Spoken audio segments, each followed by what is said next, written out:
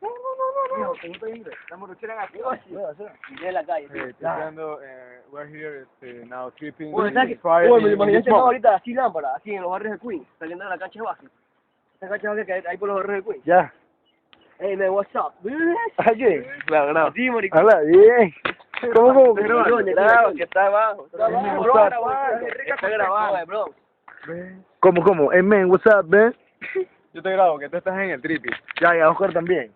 Ya mira, tú estás con una pinta hasta las huevas. Dale, graba. Yo te grabo. Hey, what's up, man? What's the nigga? Habla en inglés, solo en inglés, Duarte. Tú te sale cuando estás en el trip y te sale el inglés durísimo y puro. Dale, en Saca el inglés, dedo, dale, saca el dale. dedo, saca la plata. I don't know anything. What's your problem, man, in this moment? What's your problem? Tell me.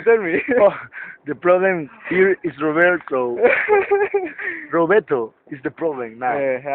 My friend Robert is playing with the fire. Mira los colores, Check out brother. the fire, Mira check los out the fire. colores, mano. Mira eso, el azul, el amarillo, el rojo. Cool, man. Oye, ¿te que viene un mosquito? Positivo. Del río. Es como ver una película en 3D esta verdad, maricón. Puede tripear los manes que por primera vez vieron el fuego. Por primera vez, loco. Los primitivos. Uy, mira esos colores apenas, güey. Sí, güey. Oye, ¿pero qué es el fuego? Uy, arrecho, Es una energía.